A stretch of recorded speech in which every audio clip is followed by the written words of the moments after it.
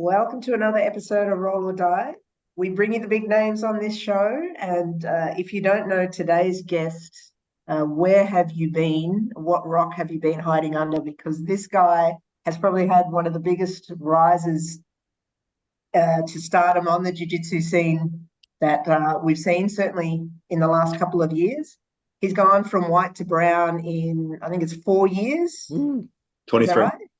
23. Yeah. He's Hang on. he White represented to brown Australia and at white to brown in 23 months. Yeah, so just before the start of the year, I went white to blue in 7 months, blue to purple in 13 or something, and then brown belt like 2 months after when I won trials. Oh my yeah. Lord. So Okay, he carry won on he with that won intro. the That's crazy. he won the over 99 division at the ADCC trials 2 years ago, and he's gunning for that spot again, I think, in the upcoming trials. He is Josh Saunders. Thanks for joining us, Josh. Thanks for having me. I'll tell you how I won trials for the second time. It's already happened. We just got to wait for time to catch up.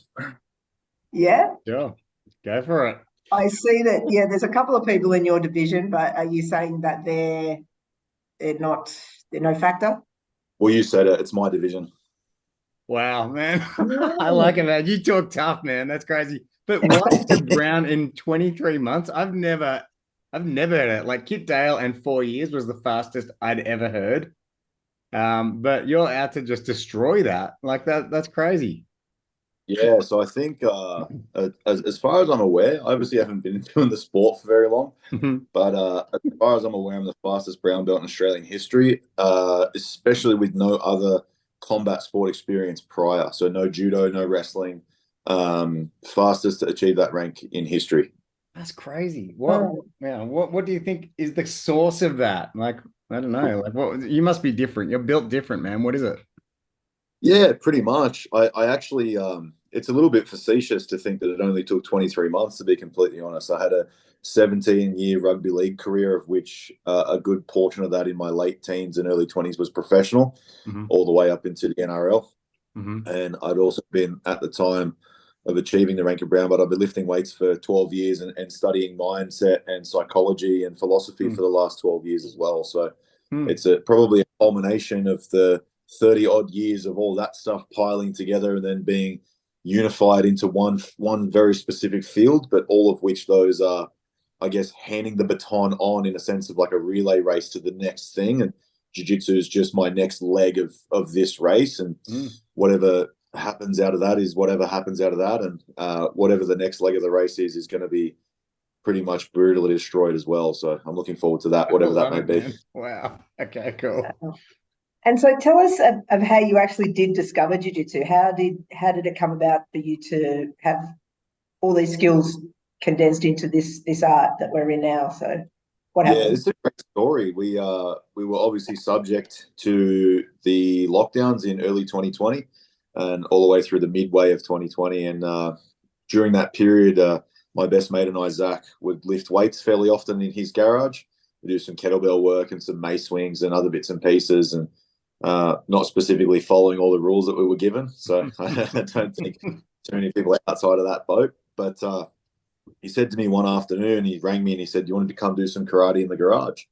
And I said, "Okay, let's do that." And I thought he was joking. I thought he was going to train lifting weights and do the stuff that we're normally doing. And I got there, and three of our other mates were there, and we actually were doing jiu-jitsu. And I was like, "Oh, this is cool. I've never done this before. I'll try it out." And obviously, with a rugby league background, had some kinesthetic awareness and some idea of how to move my body and hold people down and get up from being held down. And that's basically the whole sport, really, without the ball. Hmm. And loved it. They all basically conned me into starting it because they said, "Look, man, we've been training for 6 to 3 months between us, and we can't do shit to you. So this is going to be a problem eventually." And then at the time as well, I'd lost my license for 52 months, being an idiot teenager and speeding and driving and doing all these nefarious things on the road. And it actually perfectly coincided that I would get my license back in July of that year.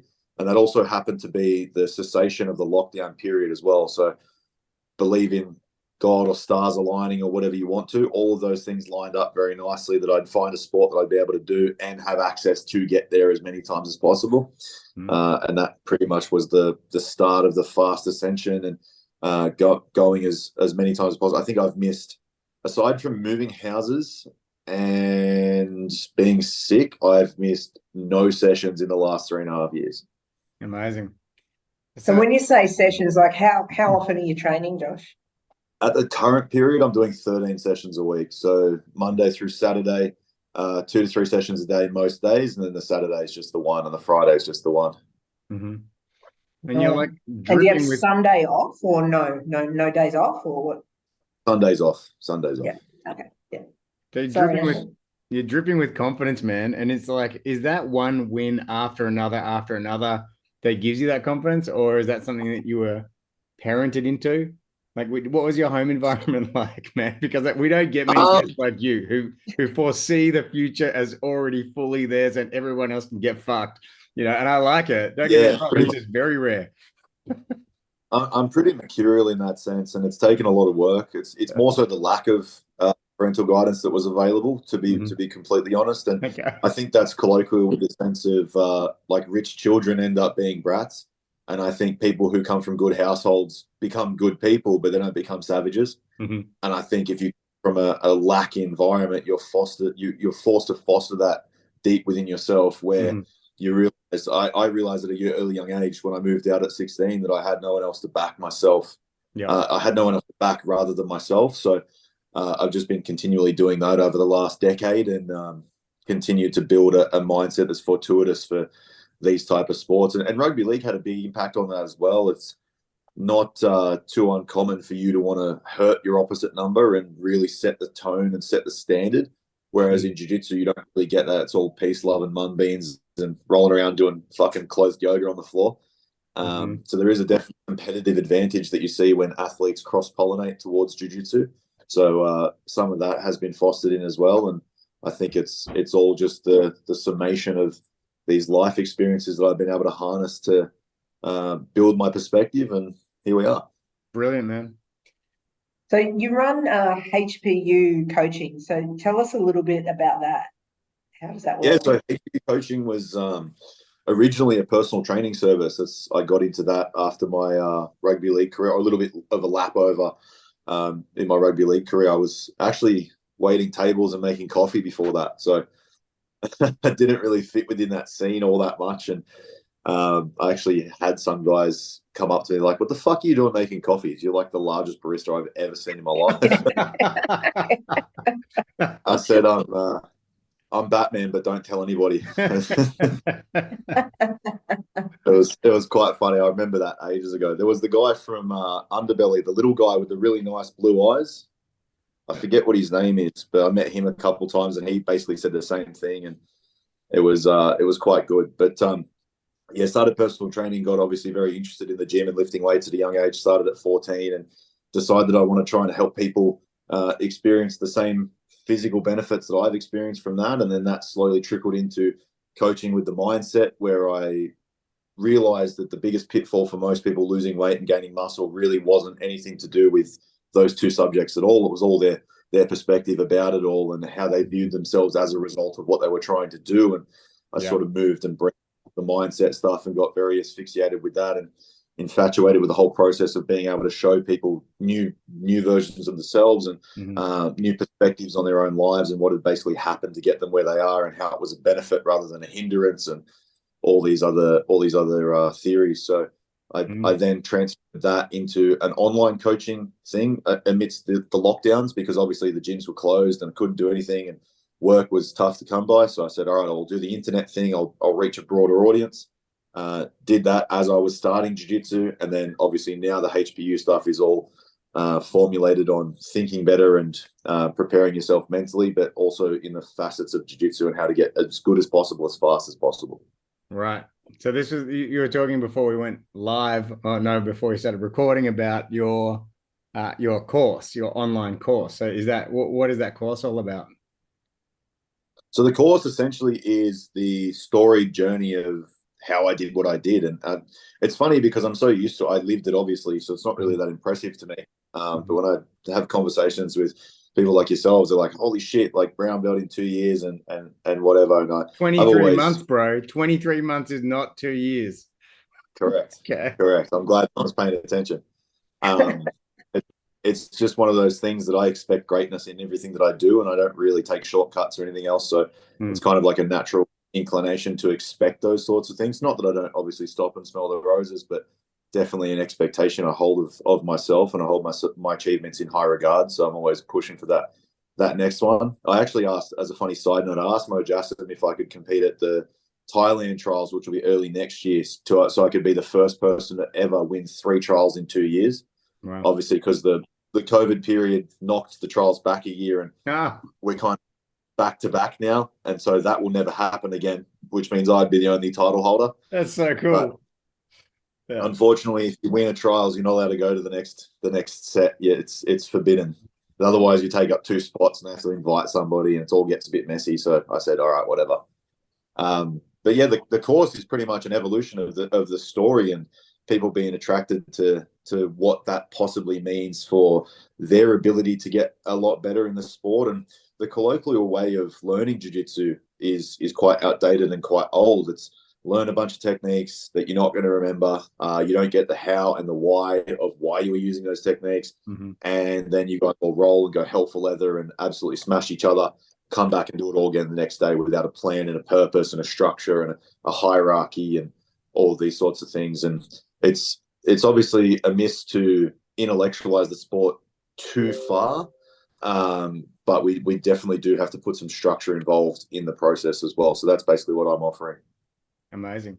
I'd say you're like Kit Dale, I guess, like all about concepts and drills don't just build skills. It's like, yeah, just Kit Dale, who's won trials. Yeah, true. Yeah. And Josh, how much do you weigh? Currently, I'm at about 118 kilos floating, between 117 and 120 usually. Okay, so you're probably, I mean, I don't know about your club, but in many clubs, you'd probably be one of the biggest units on the mat, yeah? So yeah. Just as an aside, like how do you go with training with other people? Obviously, everyone's smaller than you. How do you still build your skills? How do you still sharpen your tools when you outweigh most of your partners?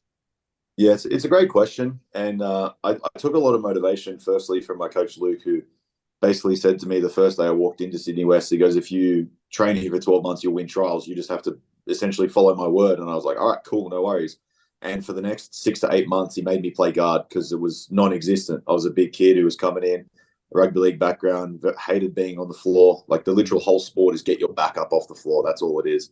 And it's very strange to be laying down in a sport. I find that very odd naturally when I was crossing over. He basically said you have to develop all facets of your game, and we want you playing a small man game as a big man because that is inherently very dangerous. Historically, throughout all of the divisions of ADCC and IBJJF World titles, the guys who are big but can play everywhere, they do very well. So it was his foresight on top of that. It was also looking at towards what Gordon's been able to achieve, actually coming from a small type of stature and then building himself up as his career has progressed. I believe he started as early as the 77 kilo division and has gone all the way up to the 88, 99, and now 99 plus, the same division as me. And his main training partner is Mrs. So if it works for him, there's a 35 kilo weight discrepancy between them. I'm assuming if they can drill with each other and train and learn the techniques with each other, then I'm more than capable of doing that with myself. And when it comes to the training rounds, they obviously don't train together in terms of training, but I facilitate the same mindset if I was versing somebody who's 66 kilos all the way up to a very similar weight class as me. And I think it stands a testament to the ability of you to actually define your skill set by how little attributes you use. Obviously, when this comes to bigger weight classes, there's going to be advantages in speed and strength that probably nail the distance between the skill gap. But as outside of competition, I take a pretty keen awareness on making sure that I'm developing skills outside of speed and strength, because I don't think that leads to good training outcomes whatsoever. With mindset, do you because like I'm setbacks. How do you handle setbacks? Because it just seems like you don't have many. So are you likely to unravel, when something happens, or do you have setbacks? What Of happens? course.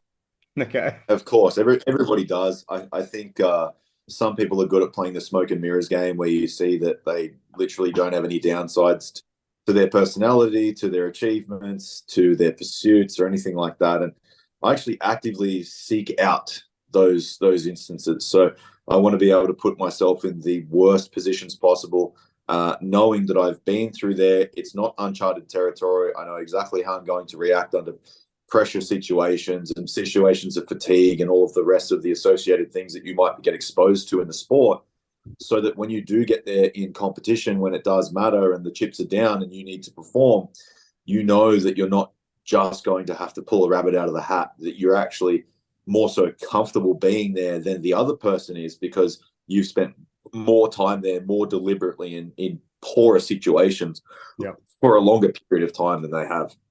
Yeah, I love it. Yeah.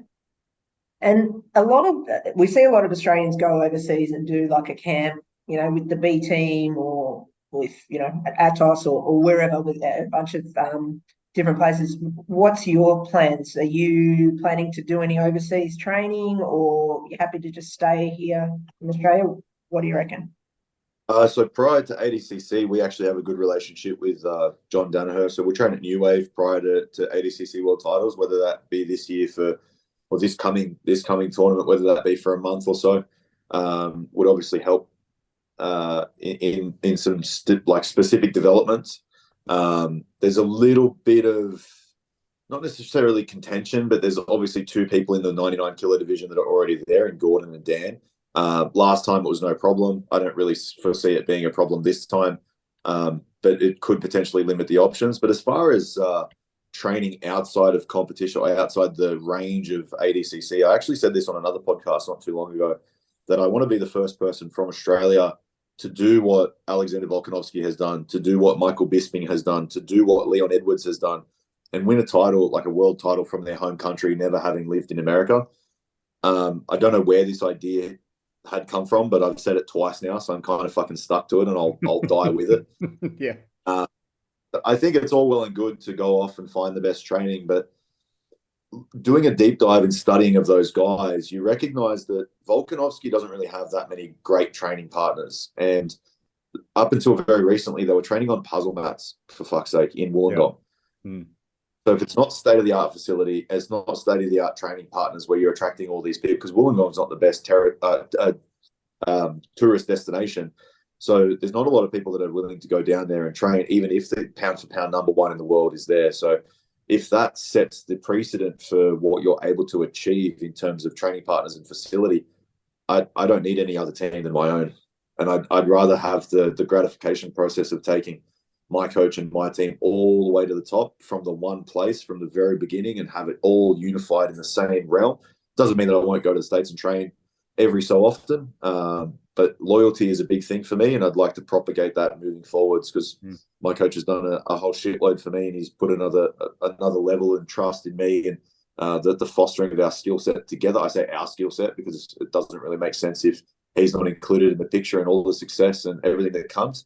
So I'd like to put that forward and make that happen, specifically for coaching and my coach rather, and then secondarily for Australia, because we don't get too much love in terms of the gold medal department in grappling just yet. So you're saying, I always see in the UFC countdowns, there's always Craig Jones in the background now with Volkanovski. Like, he's always there. They fly him in, obviously. They must do that. But yeah, I guess what I'm my question for you is, whose power have you felt so far out there who you've gone, wow, this is like on another level? Like, you may have beaten them, you may not have beaten them, I don't know, but who do you feel like is the toughest grapple you've ever had so far? I'd probably say Felipe at this stage. Like, he wasn't in a sense of technicality, he wasn't really all that technical in terms of me not being able to come up with answers for what he was doing. Mind you, this is again less than 2 years in the sport. He'd been a black belt for 5 times longer than I'd even been training at this stage. Wow. He didn't do anything new, but the way that he went through the game or went through the match tactfully was quite impressive in terms of knowing the rules, knowing where to put the effort in, not going too hard in the first 5 minutes, allowing the points period to come on, and then starting to knock it up a little bit of a gear. And I probably, in a sense, went too hard too quickly, or attempted to pull things off too quickly, and obviously flying over there and the big stadium and everything else. I would like to think that these things don't bother you at all, but they obviously do have an impact in their own right, and you can try and shut it out as you want, but there just does have to be some level of recency that you've experienced those things. And obviously Philippe has experienced it in 2017, 2019, and then 2022 also, with multiple titles in both of those ADCCs prior. So yeah, it's not that he was like strong or fast or anything that I hadn't felt before, but tactfully he played the game very well. Yeah, awesome. Yeah. So just off that, like, so going in, let's assume that, as you said, you know, the 99 plus division is yours, you win the trials, and you go again to ADCC next year. What sort of things will be going through your mind in your lead up to that, given that, as you said, a lot of these people that you're going to be facing have a lot more experience in the sport? Do you sort of just brush that off, or do you, what's your thought process in that lead up? Well, I think you're allowed to motivate you even more, right? Because everybody loves the underdog story. Everybody loves the one who comes from the dark shadows and comes out and wins and isn't expected to do anything really. And you see it in Conor McGregor's story going all the way through Cage Warriors and the UFC. And they were laughing at him the entire time. He goes, they were laughing at me to say that there'd be an Irish MMA fighter. Then they laughed at me to say you'd be a Cage Warriors champion. Then they laughed at me to say that you'd be in the UFC. Then they laughed at me to say you'd be a champion. Then they laughed at me to say you'd be a double champion.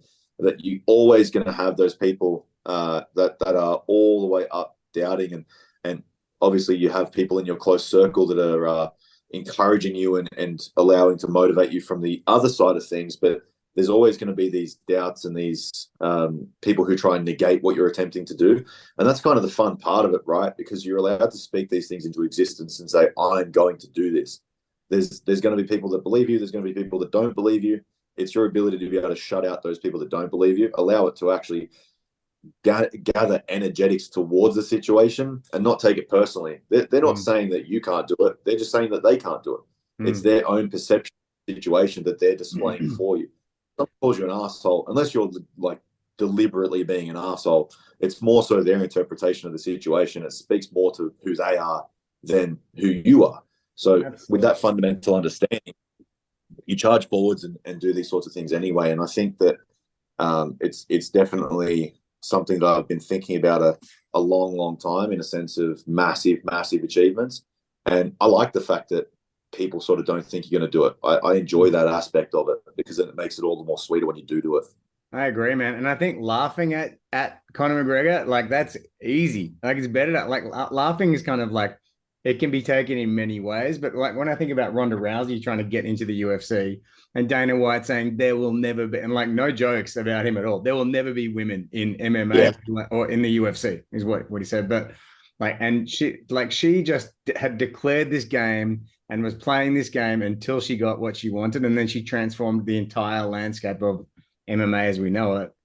And like, yes, it's going. If you want to play the big games and go in the uncharted territory, you just have to be willing to be trolled, hated, ridiculed, you name it. You just have to, and as you say, like, not taking it personally. It's easier said than done, but it's definitely worth it, man. So, what other games have you got to play, man? What other big games are you dreaming up where you're going to be called out? What do you think? What's in your future? I mean, in terms of the jiu-jitsu stuff, like, it's obviously saying you're going to be the first world title holder in ADCC from Australia and never living in another country to do so. That's the big one at the minute. I try not to look too far ahead, because that detracts from what you're doing presently. And if you allow yourself to be distracted, then you're obviously going to not have a lot of structure towards the path that you're following, and you can you can run the risk of being fantasized with too many different paths. And I think that's what you really have to have as a professional athlete, is just this single-minded, almost in a sense sadistic focus. Like, you look at people like Michael Jordan, absolute psychopath in terms of competition. Mm. And that led him his path, and obviously many successes, greatest of all time, all these bits and pieces. Did that have detriments and things that were on the wayside as he was doing that? Yes, of course it did. But greatness doesn't really wait for anybody. So you can't expect to be well balanced. You can't expect to be perfect in your approach. You can't expect to dot all the I's and cross all the T's. And I don't think that's the place where I'm coming from anyway. So that's the big one at the minute. Obviously, it takes a lot of energetics to draft these things from the ether and to materialize it and crystallize it into form. I'm getting a lot better at it. I play little games, like little spiritual games of even something as simple as like, I'm going to get a clean run all the way to the highway today, and my trip is going to be 10 minutes less. Mm-hmm. And just playing with that, seeing whether your confirmation skills are correct, or whether your intuition is correct, and not necessarily trying to force anything, but seeing things before they've happened, and then proving to yourself in little insignificant moments that it has happened. Mm-hmm. I remember McGregor talking about this when he first came up. He's like, I see the parking spot right next to the door, and then bang, it was there. And Mm-hmm. sometimes it would happen, sometimes it wouldn't happen, but I'd keep playing the game anyway. Absolutely. And I keep rolling. The more that you allow yourself the precedence to set that forth and either confirm or deny your original suspicions, whether you do get the result or you don't get the result, you're building this intrinsic energetic force that eventually becomes too big to topple. And also you're coping with loss. Like when that car park's not there, you're like, okay, fuck, it wasn't there. I rolled the dice. I tried to manifest this thing and it wasn't there. And so what? So fucking what? My life goes on, you know? So I think that's cool too. Exactly. Yeah. And I think it's a fine line, right? Because depending on how you see it, there's obviously the human version of us, and then there's a higher version of whatever you want to call it. Doesn't really matter. We don't need to get into semantics, but you don't really know your destined path because it's essentially the free will of the higher version of you. So you might not know that an undefeated record or something like that is in your midst. It may not be, even though you're saying it as a human. That doesn't really manipulate the reality that has already been set forth before you. I don't believe in determinism or anything else, but maybe you're actually pondering down the wrong path by anticipating something else for yourself. Mm. And this is where you have to be open, just like you said, to the wins and the losses, because they're both teaching you that you're either on the right path or on the wrong path. And the way that you take them, rather than taking them personally as just feedback and experiences, the better you're going to get at taking all of life's experiences, whether it's the loss of a loved one or the promotion in a job, the paradigm of the two ends of the spectrum. You maintain this constant neutrality throughout the middle, and you go, all right, well, what am I learning from this? Why did I choose to experience this? Love it. Yeah. And you mentioned earlier, like 13 training sessions a week. What does that look like? Are they all, like 10 of them are super hard, half technical, half hard? Like, how do you break it up? Are you doing strength and conditioning in there? What does it look like? So I do 13 of jiu-jitsu only, and then one piss take of a weight session on a Friday arvo with some mates in his warehouse that is a sponsor of mine. Like I said, I've been lifting weights for almost 13 years now, and I've built quite a decent base up where I don't really have to put in too much effort to maintain what I've got. It's actually it's an unknown phenomenon for most people, but if you put 10 years of hard work into anything, your ability to maintain that takes about a tenth of the effort that it took to build it.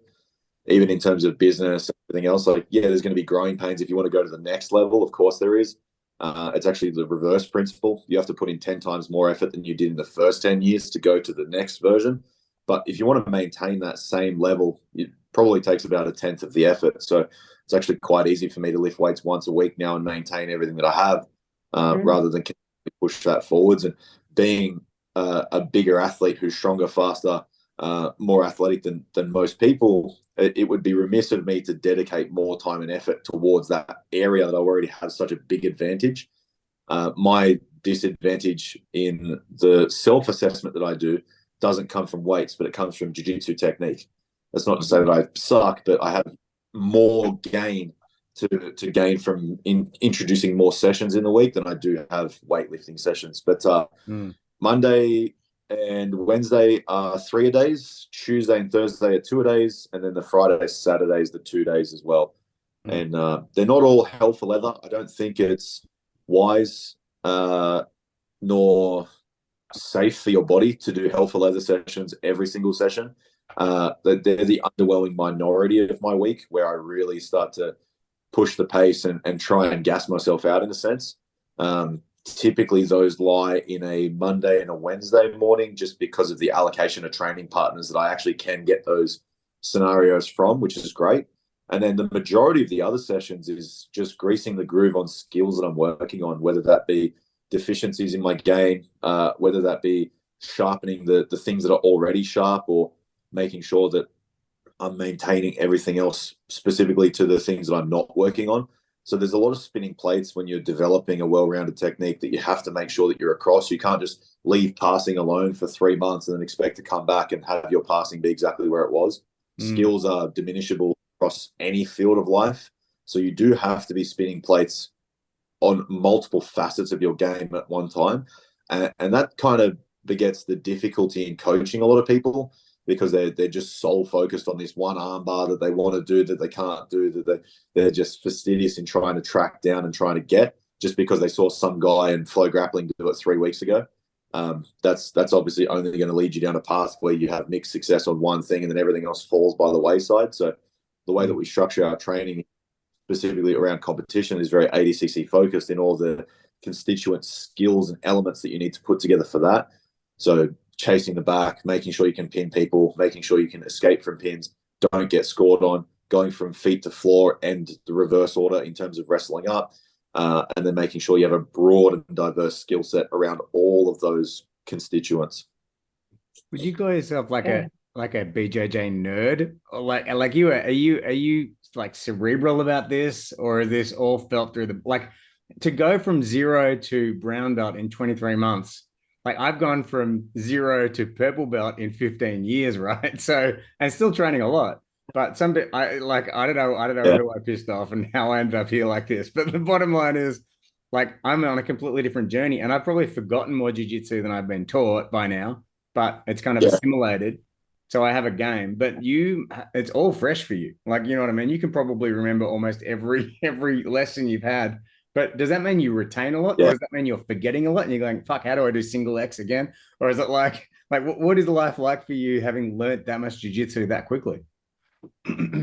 I've been an autodidact learner for a long time, and I very heavily detested the structure of the scholastic system because I don't fit into the rote learning method at all. I'm horrible at reciting things. I read them once or twice, but when I employ myself to think about how I would be teaching the data that I'm getting, that's when I get the best retention method.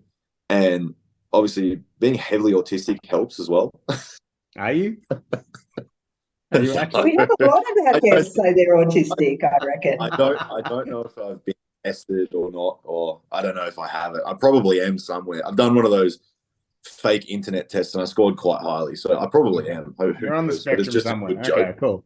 We're all on the spectrum. Well, that's why it's true. But so with the intention of onboarding and then only to teach that information, I've done a lot of research into like Andrew Huberman and neuroscience and all these bits and pieces of psychology of learning and what makes people the best learners. I actually did a fast reading course by a guy by the name of Jim Quick. He had a head trauma when he was a young kid, and it knocked out a large percentage of the cognitive function of his brain, so much so that he had this big internal story that he thought that he was stupid and he thought that he didn't fit in and all these bits and pieces. And he recognized that he actually was stupidly intelligent at reciting information in one specific area, and it happened to be superheroes. So that was the autodidact version of him learning, so much so that he just became obsessed with that. And you obviously have traits of that within your own childhood. Like I used to be obsessed with Pokemon, and my auntie comes over regularly. She said, you knew every single one on the sheet of 100, and you knew all their elements, you knew all of their attacks, you knew everything.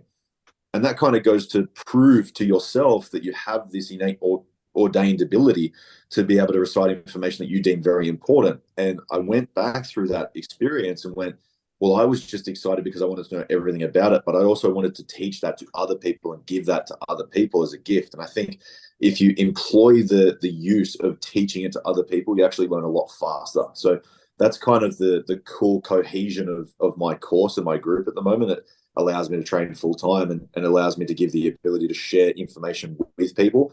I'm answering 30 to 40 questions a week, specifically with jiu-jitsu techniques, and some of them are more in depth, but some of them are less in depth. But that current just snapping of things that are always around in a saturated element definitely help to retain information.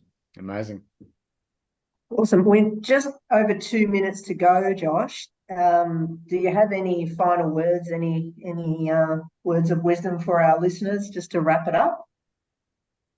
Words of wisdom. It's a good question. 2 minutes 24, bro. 2 minutes 24. So. Don't spend too long thinking. Yeah. I think in the summation of basically what this has proven to people is that people who put roadblocks in front of you, they're just speaking to their own limitations. They're not speaking to yours. And the more you align yourself with that sort of understanding, the higher your achievement ability and capability actually becomes. And the more that you're able to deter other people's words from your own path, and the more that you're able to instill this version of self-belief and really go hard for the things that you say that you want to do, the more that is going to come alive. And at the start, it's going to be difficult. You're going to have a lot of doubts. You're going to have a lot of backsteps. You're going to have a lot of adversity. But then it gets easier and easier and easier the more you prove to yourself that you are the person you say that you are. I was fortunate enough to have a lot of people around me in the beginning be very positive and very influential, but that doesn't mean that it couldn't have happened otherwise. So find those people, but also instill your own version of self-belief that anything really is doable. Happens every time. Amazing, brother. Awesome. Well, thank you so much for giving up your time, and we'll have this podcast out in a couple of weeks. I think it might be after trials, but as you said, you're a shoo-in, you've already won it. So for our listeners out there, I can't wait to see that look out prediction for come Josh true, bro. next year at the 2024 ADCC, and let's see what's going to happen next year. But yeah, thank you again. If you could share this with your social media, that would be awesome for us, just to help grow our audience, because we're just trying to spread the love. Yeah, absolutely. Thanks for having me, brother. Stay awesome. Talk later. All right. See ya. Yeah. Bye.